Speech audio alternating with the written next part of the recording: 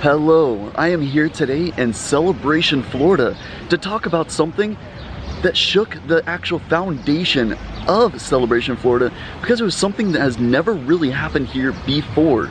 Now, before I actually start this video, I did want to say that I wanted to come out here and pay my respects, and I mean no disrespect to anybody that was affected or that actually had impact on this actual trial itself. We will be talking in depth about some horrific things that have happened right here in this town, so just be warned. In 2019, the local police department got a phone call from a family member that was concerned. They've been trying to message their family that lived right here in Celebration for a couple of days on Facebook Messenger, texting, and even calling with no response. They wanted the local police to go on out and do a wellness check. The cops responded to the phone call by going to the house that I'll show in just a little bit and knocking, but there was no response the first time they went out. They waited until the next day and showed up again, seeing a gentleman sitting outside on the front porch, Mr. Todt. They approached but saw Mr. Todt going inside of the house. Mr. Todt was not outside anymore, so the cops went up to the door, knocked, no reply again. The door was open. When the police entered the residence, they did see Mr. Todt at the very top of the steps, just going up. They called Mr. Todt back down to make sure that everything was okay and ask a few questions. Mr. Todt came on down, but he was stumbling, muttering. There was a couple of things that were signs that the cops were like, something isn't right here. Mr. Todt came on down, sat in the living room. As they were sitting in the living room, the police started to ask Mr. Todt a couple of different questions, like who else was inside of the residence. Mr. Todt quoted his wife, Megan, was upstairs. The police asked what she was doing up there. Mr. Todt said that she was up there sleeping. That's when he actually called out, "Megan!" and tried to wake her up. There was no reply. The cops got a little concerned at that point. When there was no response, the police officers decided to call out for Mrs. Todt, but still there was no response. That's when everything got a little more concerning. They started asking more questions because they did know that Mr. Todt had 2 sons and a daughter. They asked where they might be or where he might think they might be. Mr. Todt started saying that they're either at friends or sleepover or even upstairs sleeping. His story changed a few different times throughout the course of the investigation. At that point, the police officers decided to go for a search warrant just to see how everybody else was doing inside of the house, because they knew something just wasn't sitting right. When they got the search warrant, they decided they actually wanted to go upstairs and investigate Megan and see if that she's okay. When the police got to the top of the stairs, they called out for Mrs. Todt again, and still there was no response. They started investigating, walking around the upper floor and seeing if there's anything that they could see. They did see a couple of rooms. The first room that they went into, the master bedroom, they opened the door slowly, and the sight was horrific. They saw bodies all over the room, immediately seeing the 2 youngest boys on the floor. After seeing the 2 youngest boys on the floor on a mattress, they looked up and saw Mrs. Todt laying there. They weren't sure if she was responsive or not, so they called out to her again, "Mrs. Todt." No reply again. They walked over and found out that she was deceased. Sadly, the 2 boys and her were dead. Now, they weren't sure where the youngest daughter was. They called out, seeing if they can get any response. No reply again. They went downstairs, asked Mr. Todt, "Where is your daughter?" He said that she was sleeping at a friend's house.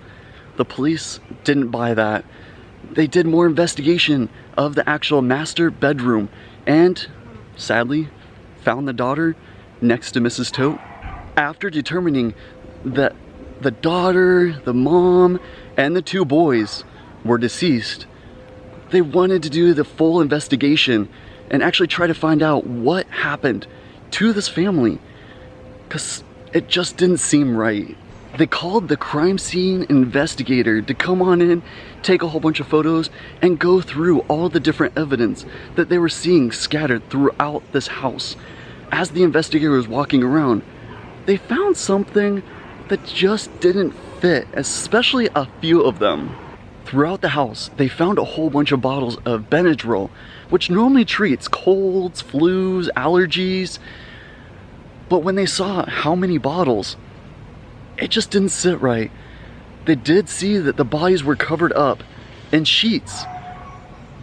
And when they undid the sheet, they figured out that the bodies were also stabbed. After discovering the bodies upstairs in the master bedroom of Megan, Alec, Tyler, and Zoe, they went downstairs to ask Mr. Todt exactly what has happened. Mr. Todt just kept saying, "They're just sleeping. They're just sleeping." Now, not only was the family murdered inside of this house right here, the family dog was also murdered. They placed Mr. Todt under arrest and escorted him out of the house while they were doing the investigation. They decided to go through all of the trash and look for any other evidence, because they did find a couple bottles of Benadryl, which is not normal. If a person had a cold, maybe 1 or 2 bottles, but they found quite a few. After talking to Mr. Todt for a while, they did determine that he did give them Benadryl and stabbed his family. But he did suffocate them while they were under the influence of Benadryl. After talking to Mr. Todt for a while, Mr. Todt's story did not exactly stay the same. After he confessed to murdering his family and the pet dog a few times, he then started saying it was his wife Megan that actually murdered his family. He said he was staying at the condo, where they do have another condo that's not that far away. We'll walk over there in just a few moments to show that. And ended up sleeping there for the night to collect some toys. Then he came back the next morning to find the horrific scene.